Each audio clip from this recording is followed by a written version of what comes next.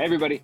So hey, today we are here with Tahir Shah, um, probably one of the world's most prolific writers with countless books.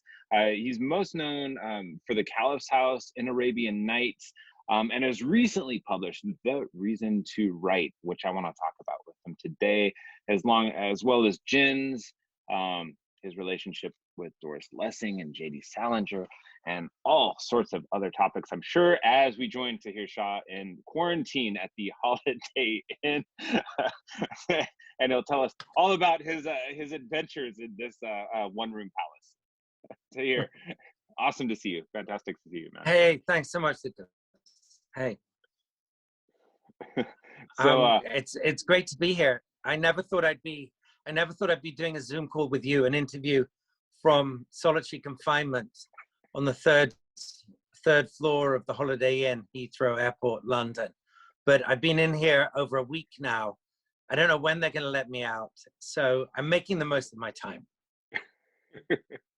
So have you been occupying your days? You are, I believe you said, on day 9, maybe, perhaps, or counting with spoons. I believe you have a spoon counter up going. Yeah. I don't have a calendar, so I've been, every day they give me a little spoon with my breakfast, and so I've got 9 spoons lined up there. So that means I've been in here 9 days. You know, after a few days, like first, second, third day, you know how long you've been here. After the third day, time kind of, I don't know, blurs, and it becomes elasticated. And you're right, you need stuff to do. And yeah. I'm really someone who occupies myself like 24/7. I'm like a rubber ball bouncing around. That's why I love traveling and doing stuff and writing books. But it's been a challenge. Luckily, I've got a computer with me, and I've been writing a book while I've been in here, and I've nearly finished it. I started it on day 1. It's just a small book called The Man Who Found Himself. And every day I've worked on that for a few hours. I've kind of worked on all the other stuff that you have pending in your life, you know, in your email inbox, all those emails that they're kind of festering and rotting at the bottom of the box. And from time to time, normally in life, I just highlight and delete. I delete them. But I've gone through systematically. I've gone through and I've answered them and done some editing on another book. So I've been busy, and that's been great. It's wonderful to hear. I can't imagine 9 days and not knowing quite when the end is. You know, that kind of uncertainty, I think, is in some ways maybe a little reflective of the world right now, because we're all living in this kind of moment where we don't know when things will get back to normal. I think most of us kind of have this hope and this thought that yes, that will sooner or later we'll get back to normal, but it's the not knowing. You know, it's not knowing when you're going to get out of, you know, your hotel room. In a way, Lucas, look, I'm such a believer in making use of the cards that life kind of deals you, and trying to infuse about the hand, you know, you get. What this has reminded me is we plan our lives far too much, far too often. We're micromanaging. We've got a diary, and we're like these obsessed characters, almost in a story. We're obsessed with knowing exactly what's going to happen when, and being in control. What's been extraordinary with this experience is kind of, it's as if I've been unable to plan the short term, because I'm in here.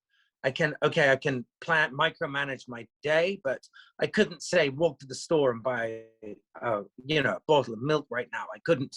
If I go out into the corridor in this hotel, I'll be arrested, you know. And I've heard people being arrested out there, and it's pretty extraordinary. It's a little bit like, you know, the old Soviet state or something like that.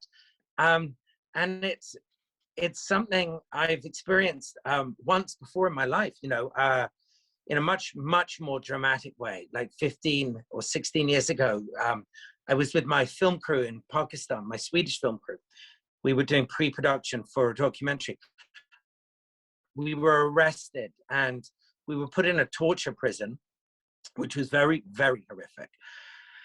And and very dissimilar to this, because there were no beds or lights or Amazon deliveries or you know, anything nice. But the one thing that strikes me as similar is it was the other time in my life that my freedom was taken away. And the only time you realize that normally you have freedom is when it's been taken away. It's rather like the only time you realize you're breathing air is when you're underwater and you can't breathe, you know, and you realize that everybody else has it pretty good. So I'm really upbeat with this experience, although, you know, there have been challenging things about it, but it's something that has reminded me, you know, how lucky I have it most of the time. And it's really grounded me. And for that, I'm really grateful. And just so people know, you were arrested because they thought you were a spy for Al Qaeda. You and I believe some of your film crew as well, correct? You know, they never said, the Pakistani Secret Service never said why they arrested us. I think what it was incompetence at the time. Someone had stopped us, and then the whole thing snowballed really fast. And before we knew it, and this was in Pakistan, Peshawar, 2005. Before we knew it, we were stripped, virtually naked, manacled, blindfolded, and we were in solitary confinement for 16 days in a torture prison where they were, I'm laughing, I don't know why I'm laughing, where they were killing people. I mean, there's no laughter to describe that. It was monstrous, and it's something that I never stopped thinking about. But as I say, this is a very different experience, but in some ways there are, you know, parallels, that one human will lock up another human. That's something that I find, whether it's in times of, you know, pandemic or war or whatever, it's kind of a mesmerizing thing if you're the person who's locked up. Yeah, and I mean, to be fair, I can see why at some point you kind of have to just laugh at it. I mean, on a smaller scale, you know, one of the things is myself, as someone who also loves to travel quite a bit, inevitably when you're traveling, things go sideways. And if you don't have that sort of mentality that, you know, everything's going to be okay, and just kind of that grin and bear it a little bit, and find kind of the humor in the moment, you know, if you can't do that, I think that's the path to insanity, or at least displeasure. You know, I think in some ways, yeah, you have, you know. Lucas, you're totally right. You know, looking back over, I don't know, 9 days I've been in here. At the very beginning, I thought, oh, Christ, okay, how am I going to deal with this? And I thought, I'll use humor and I'll keep it fun. And I want to reach a point where when they let me out of here, I'm saying to them, oh, please let me stay, because this is just fabulous. And I remember once seeing a kind of grainy old interview with a guy called Henri Charrière, who was nicknamed Papillon. He was the prisoner who was taken to Devil's Island in the, I don't know, the 30s, and he wrote this book, extraordinary book called Papillon. And I saw this interview with him, and the interviewer said, how did you get through it?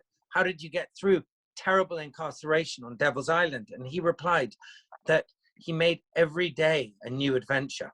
And so every day I make a new adventure. You know, I do stuff every day that amazes me. And the night before, each night, before I go to sleep, I write a list of things that I could do the next day.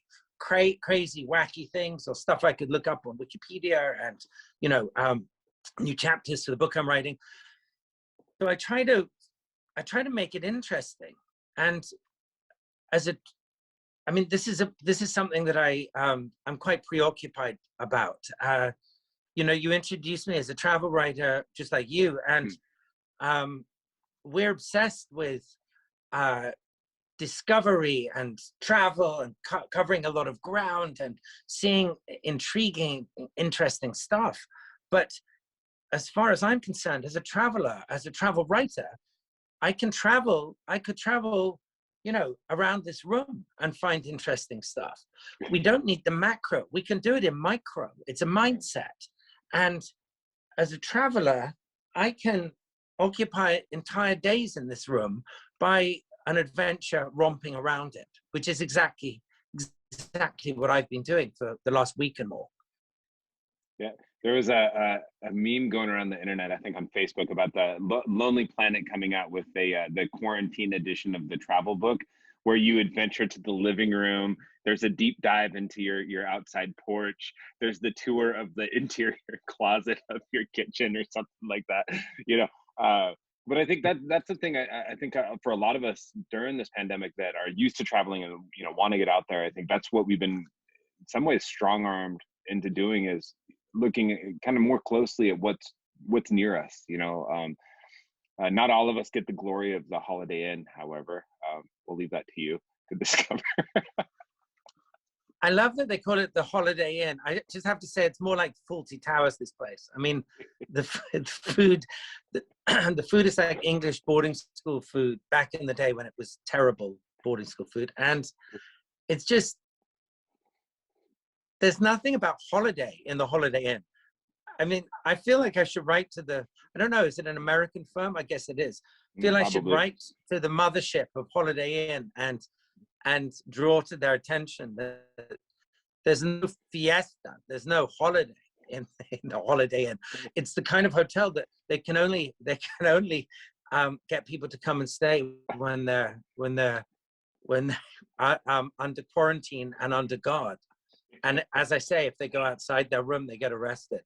That's not the greatest role model. It's not the greatest model for a hotel chain. You're forced to pay for this as well, right? This is something that if you're entering the UK, it's out of your pocket as well, right? Yeah. Exactly. It's like more than $2,000, which is quite a lot for what I've been offered. I mean, yesterday they forgot at least one of my meals, and then I complained, and then they started bringing all my backlogged meals together that they had forgotten. So I had like 3 or 4 breakfasts, 2 lunches, all in one. It's like, guys, lighten up a bit. So they don't really like me in here, but I'm trying to woo them again. So you said you're writing quite a bit there, which is great. I did want to talk a little bit about the reason to write. Your 700-page opus that really is, for the love of writing. And in a lot of ways, it's incredibly inspirational and motivating. I think motivating as well, at least for someone like me. I find it quite motivating. Let me just say this, that one of the things about me, whether it's good or bad, usually it's bad, I get started and I don't know when to stop. So that's why I've done a lot of books, because I just got started. And a year and a half ago, I guess, a friend of mine asked me to jot down in an email a few points about writing, because he said he wanted to write a novel. So I started writing him an email with bullet points. And then it's a bit like Forrest Gump. You remember Forrest Gump left his house and he started running, and before he knew it, he had gone across the country 6 times, zigzagging or whatever it was. My email to this friend started with a single line, which was "write for yourself." And before I knew it, the email was 700 pages because I hadn't stopped, because I just kept at it, a bit like Forrest Gump when he was running. The reason to write is really, I've called it an author's masterclass. I don't know even if it is that, but what it is it's my journey in writing, having seen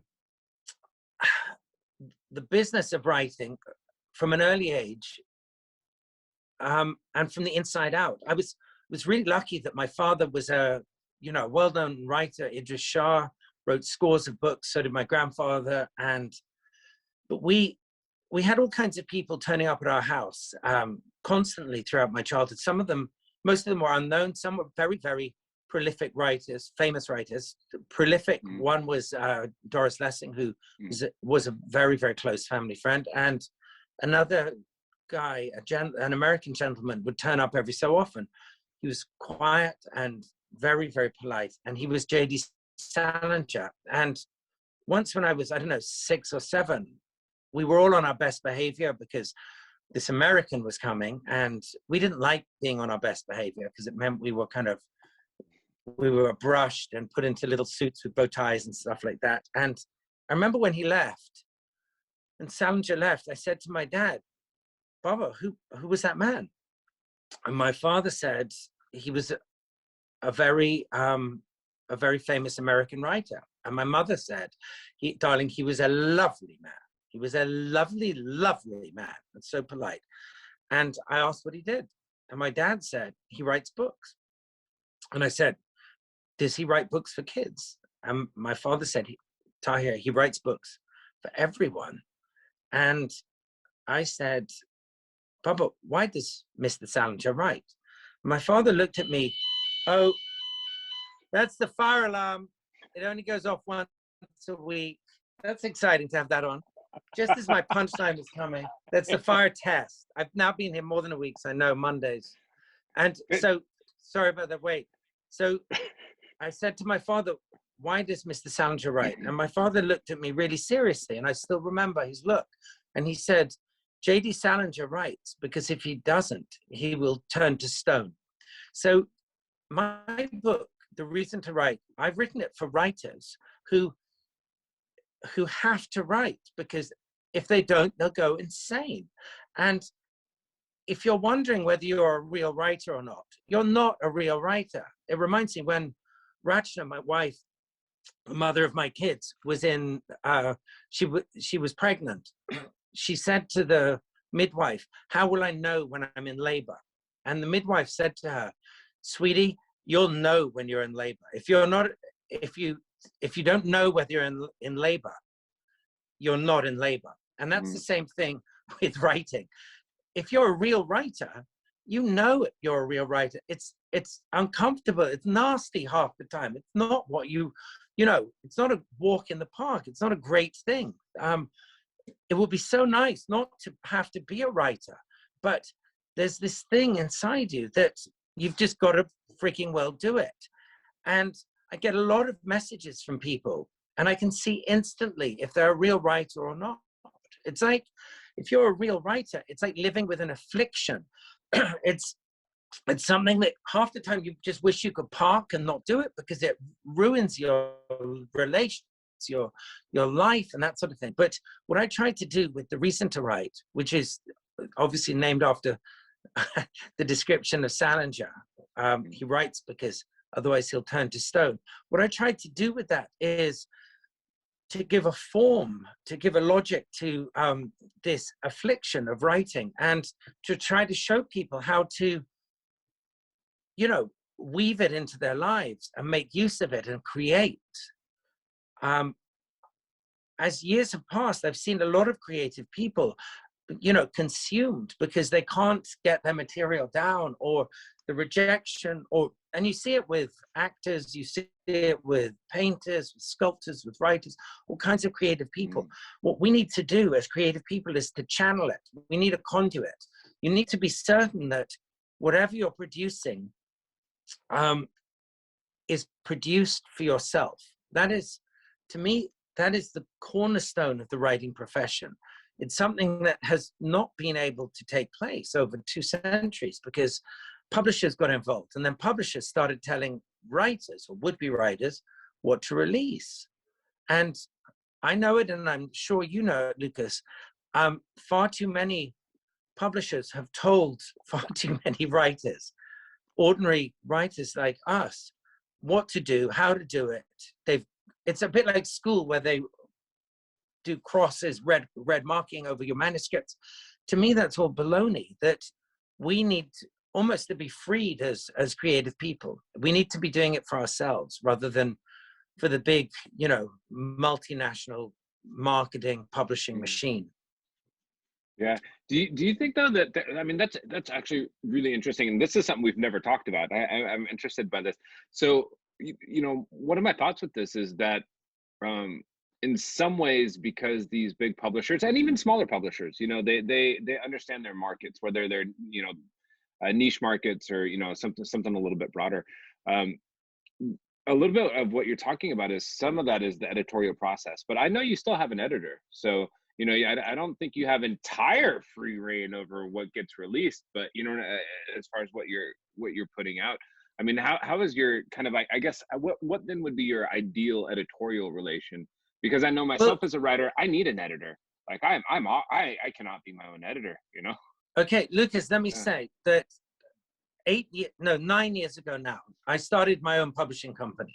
yeah. It's called Secretum Mundi, which means the secret of the world. And I have been published by a lot of the main publishers, you know, Britain and the United States. I'm published by Random House, Transworld, Bantam Dell. I was published by John Murray, Arcade. I mean, a lot of these very big publishers, Penguin, you know, Mm, and what I realized was happening um, until about 7 or 8 years ago, um, publishers they were doling out cash, and it was a lovely thing. And I had bills to pay, so I was like a drug addict. I was taking the cash and then, you know, doing whatever they wanted. And the cash was quite a lot of cash.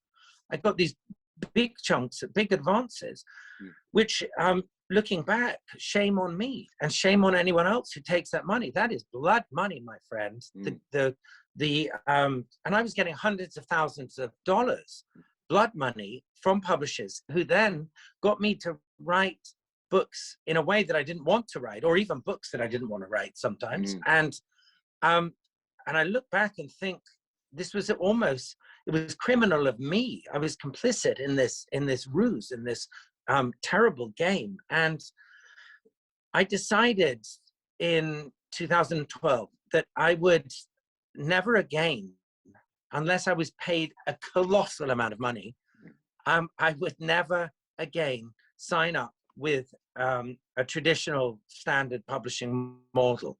And I valued freedom above all else. So I started Secretum Mundi, the secret of the world, this publisher, which only publishes my work. I don't actually want to publish other people's work, but I want them to see that there's a model that will free us all. And the model is using this extraordinary new technology, print-on-demand technology that that I know you've mm, experimented with as well, and it's just mind-blowingly advanced. And within Secretum Mundi, I have two editors that I use, and I have 6 proofreaders, and I've created, and 2 designers, and I've created this whole team. I think what a lot of people don't understand, especially authors, is that publishers don't actually do very much anymore. They don't usually select the work that they're going to publish. That's selected by an agent who submits it to them. They don't edit the work because that's done by a freelance editor 99% of the time. mm. The editors within a publishing company, they don't do any editing anymore. Almost none of them do. They don't even take authors out to lunch anymore. They don't print the books. They don't distribute the books. They don't warehouse the books. It's like trying to work out what the hell they do. They don't do anything. So this is a model that is broken. It's beyond broken. It's obliterated. It's a nonsense. But just like The Emperor's New Clothes, that children's story, very few people, except for me, who's the little boy in the crowd, is lampooning it, trying to draw attention to how absurd it is. The publishers are going down, and it's happening right now, just like the music industry went down. And thank God for that. It means that you, me, and other writers are free. We're free from this monstrous model. Yeah. No, that's super interesting, and yeah, that's something we have experimented with. Well, I mean, myself with Journey Beyond Travel with our company here, and hey, look, Ed, there it is. Yeah, I mean, that's how we did Our Morocco, because I mean, just looking in terms of the kind of the money aspect of it, because this is all nonprofit what we're doing here. You, me, and every other contributor in here. You know, all the funds for this go to the Morocco Library Project, which is, you know, for me at the heart of how you can better a society, you know, through education, through literacy, you know, and so this is all going to help these kind of projects around Morocco. And So and Lucas, I mean, this book here, Our Morocco, It's, you know, it's fantastic because it's just got such a wide miscellany of content, and it's a lot of fun, and it's printed by Amazon KDP, which means Yeah. that, I mean, it's this incredible model. So it means that if you want to, you know, change the cover, or if you find a typo on page 132, you can upload the file, update the file within a few minutes. And Yep. that, with the traditional model where you print, you know, zillions of copies and they're put in a warehouse and they depreciate, that doesn't happen with a book like this. So Yeah.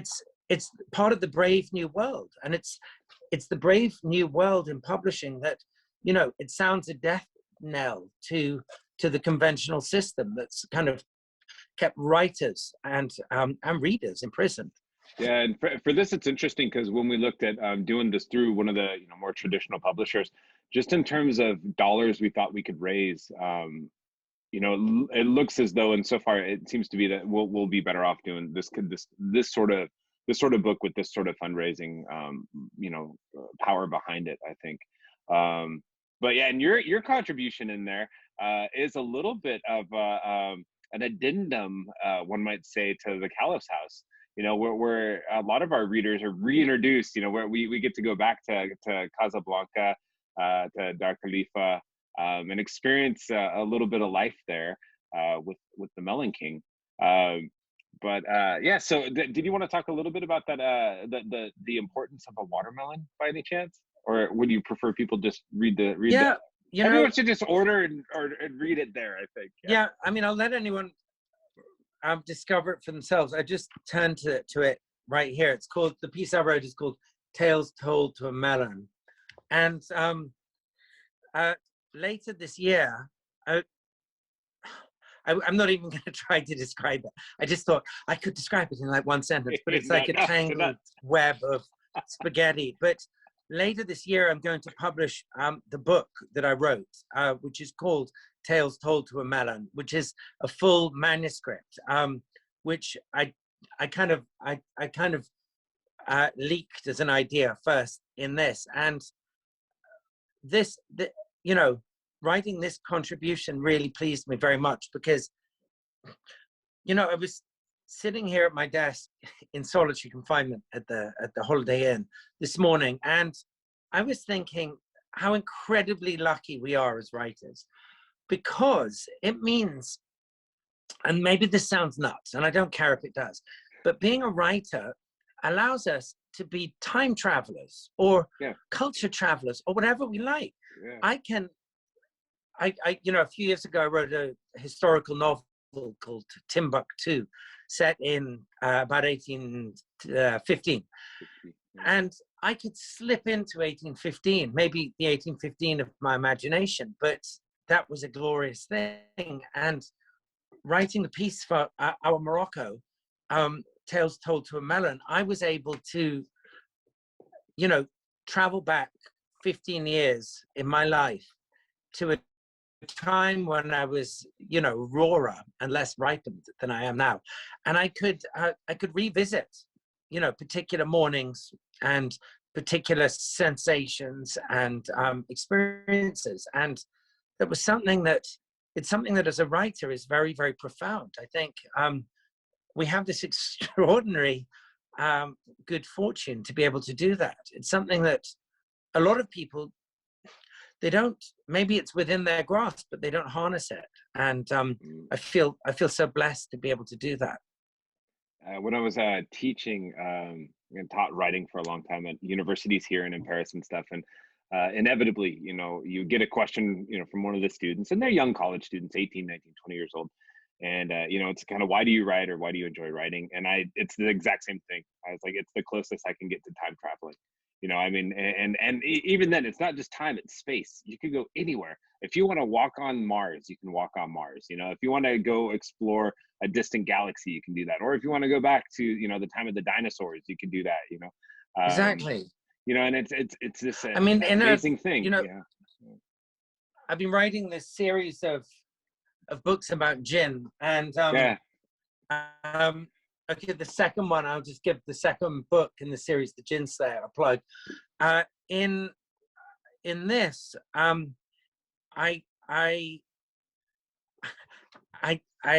incorporated a chat between the protagonist in the book and Albert Einstein. And I loved that I could do that.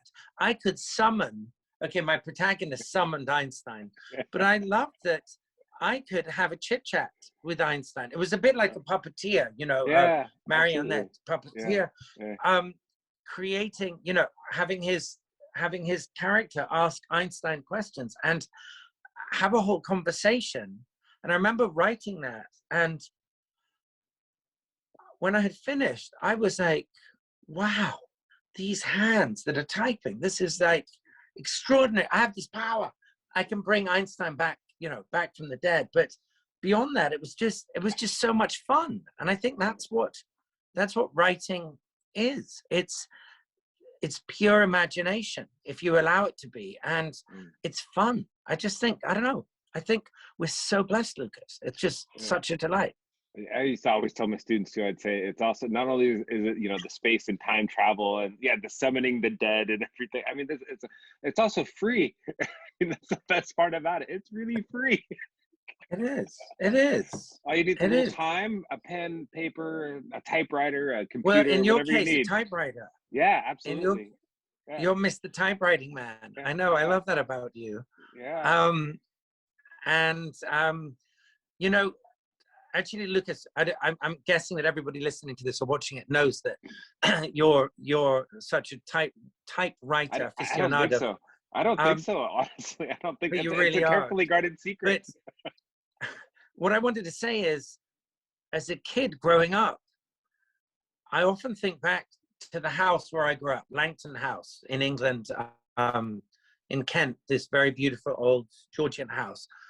But when I think back to it, the one thing that I remember wasn't the smell or the, you know, the decor or anything like that. It was the sound. It was the sound of a manual typewriter. My father down in his study typing from morning until night. And it was this clattering, you know, heavy banging machinery. And it was quite mesmerizing. It was almost like he was taming some, you know, I don't know, some extraordinary creature, and a djinn in a way. Perhaps, yes. Yeah. And having grown up knowing Doris Lessing so well, Doris obviously never used the computer. She only used a manual typewriter. She could have afforded an electric typewriter for a lot of her career. She never did. And I used to ask her, Doris, why didn't you get an electric typewriter? And she said, I don't get an electric typewriter because this is what I know. And sometimes what you know is good enough. It's better than good enough, she said. It's better than, you know, something that everybody else thinks is superior, but it isn't particularly. And I love that, you know, always remember the most important books in human history, all of them were written by pen and on paper.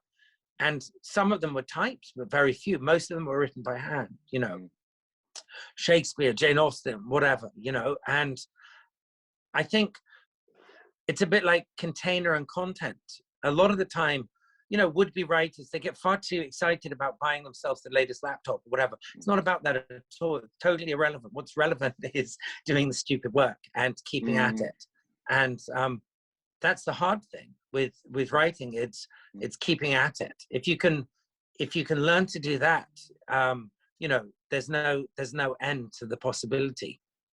So do you when you're writing, I think there is a certain energy, and I'm struggling to remember the writer. There was it is the woman who wrote it's a book that takes place in Italy, and I'm totally blanking on this right now. Okay. And it was huge. It was a huge book, a big success. But anyway, in a TED talk, she said, and this is just because it's not my words, I want to make sure you understand it's somebody else's words, and everybody else understands it's somebody else's words.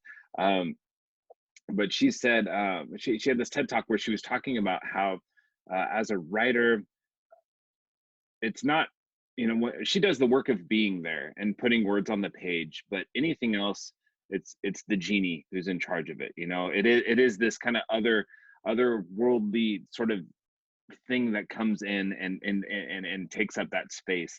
And when I'm writing my best, which is rare, but it occasionally happens. But I do feel that there's something else that takes over at some point in that writing process where it's almost not you anymore. It's an alchemy. Yeah. I mean, that's exactly entirely what it is. It's this alchemy that takes place. I call it in my book, The Reason to Write, I've called it the magic zone. When you're in the magic zone, baby, that you are in that frigging magic zone.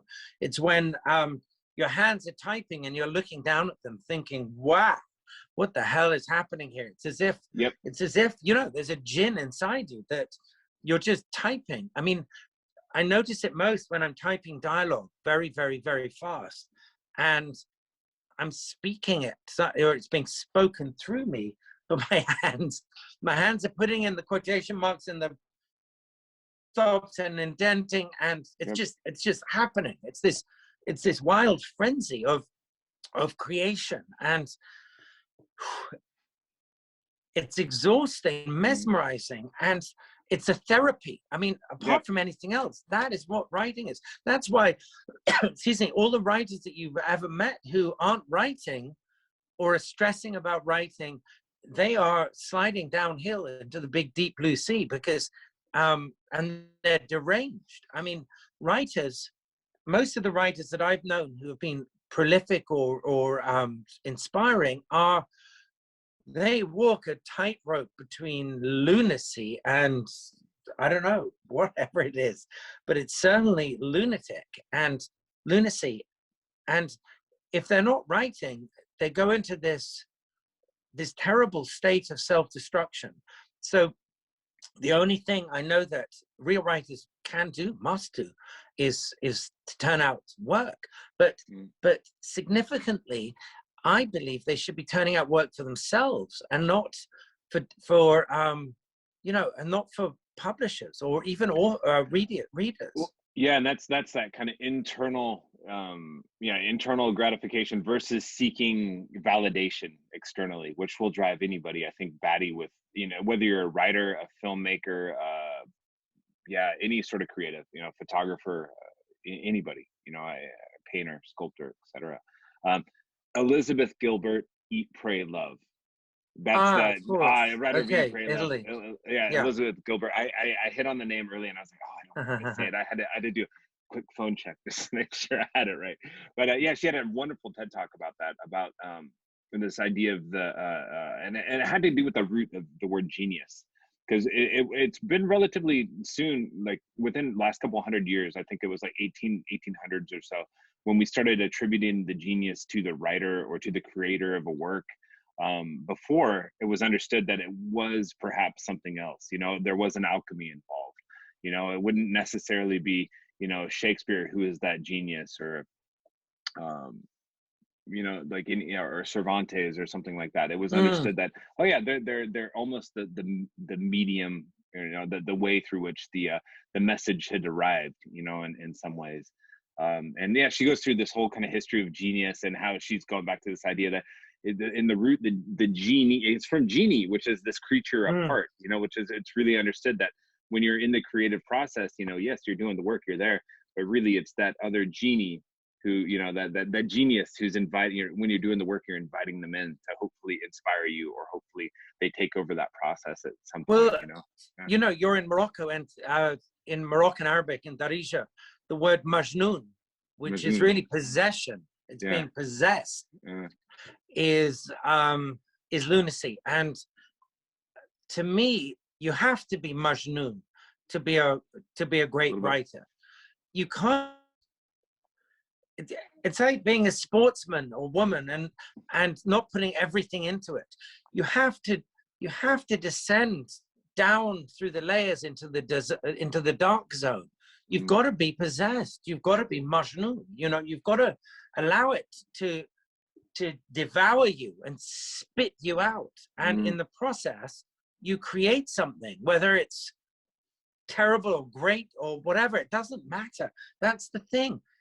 As long as you're content with it, for me, that's great. It doesn't, I don't think everything has to be considered and dwelt over. And you know, often what I do is I will just experiment with work. And I wrote a lot about this in The Reason to Write, a bit like the way a portrait painter or a landscape painter will do little studies of stuff, you know, a child's hand or whatever.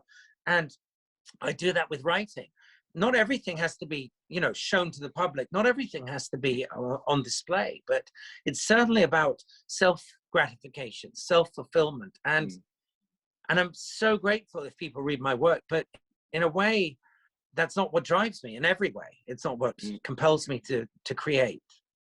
So do you think perhaps that this sort of drive, this idea of being possessed and stuff, do you think that might have something to do with how you're drawn to the, you know, in a lot of work you've written, particularly about Morocco, you write, you know, and you incorporate these jinns, you know, and you did this in even Tel Stolta Melon, you know, you have somebody suggesting perhaps, you know, it's the jinn in there. Of course, in the Caliph's House, it's in there. I think jinns pop up again in Hannibal Fog, which we haven't talked about, but another one of your books that I'd love to read. And then, of course, you have the Jinn Hunter series, right? Which is, you know, pretty I obvious love, there. Yeah. You know, let me just say this, Lucas, that this is something that fascinates me, that it is that we're all obviously born as babies and we go through childhood. And during childhood, we're recalibrated by Occidental society if we grow up here in the West. And we're told to be grown-ups and to be serious and to forget about imagination and whatever. And we're told the dividing line, we're taught the dividing line between fact and fantasy, which is all well and good. But in my case, I was such a bad student that I decided, and I was so zoned out, I decided that I would grasp hold of the default setting that was inside me. And that was the setting of imagination. It was the setting of belief in, you know, Marvel universe or whatever it is. It's that it's not just jinns or the Marvel universe, but it's reality, a parallel reality. And I love that land to which I escaped. As a kid, I remember the bathroom mirror was the sacred thing in the bathroom that I had or used. And I always felt that I could step through into the mirror, into the world that was reflected there, and that it was this other world. And whereas a lot of people kind of dropped that whole way of thought, I embraced it. And that meant if you scrolled forward 20, 30, 40 years later, I am still in that world. I'm still in the world where I love to close my eyes and imagine all around me genies and jinn and warlocks and, I don't know, ghouls, ifrits, anything I feel like. And I would argue that neurosis comes from the inability to grasp hold of that fantastical world. The most unneurotic people I meet are, you know, followers of Star Trek. You know, for example, I met a guy the other day, actually, and he was just such a balanced human being, just so straight down the line. But it turned out that he was the biggest Star Trek fan on the face of the planet. And I realized in my kind of reviewing of him later that the Star Trek obsession with him, and not just liking the Star Trek figures or whatever, but believing the whole storyline is fact, that mitigated his you know, a preponderance for being psychotic or whatever, or neurotic. He was balanced because he believed Star Trek was a real living thing. Interesting. So, are you going to perhaps for a future project write a story around this idea of a writer turning into stone? And will that writer be you? Oh, maybe you should write that one. I don't know. I have so many writing projects. Actually, I have a list. Actually, I happen to have a list. I use these yellow Post-it notes. Yeah, I used to use small yellow Post-it notes, but now I use big ones. On my list, it's called writing schedule. I don't know if you can see that. There we go. It says writing schedule 2021. Write 4 Hannibal Fogg novels, 320,000 words. Write 6 Gin Hunter novels, 300,000 words. 1 book called Midas. 1 book called Zigzag Zone. 8 Caravanserai books, and 8 books about Clementine Fogg. So that's I set myself a lot of work. It is nuts. But even if I get through a fraction of that, it's good. We're all winners. That's fantastic. Well, hey, is there anything else you'd like to share with everybody before we? No, I just want to say what a joy it is. Thank you so much. That we're chatting, and you're like a, I don't know, a window into a glorious place. You're a window into Tangier, right? Yeah, I can't wait till we invite you back to Tangier in the flesh, in reality. Yeah, fond memories. You were the last friend I saw in Tangier before the pandemic. That was a year ago. You realize? Yeah. I feel like I could put my hand. Could I put my hand right through this there. phone into? Here it is. No, I long to touch be back fingers. there. Yeah. Long to be. Yeah, fantastic. We're waiting for you here. Hey, thank you so much. Lucas, Thank you so much. All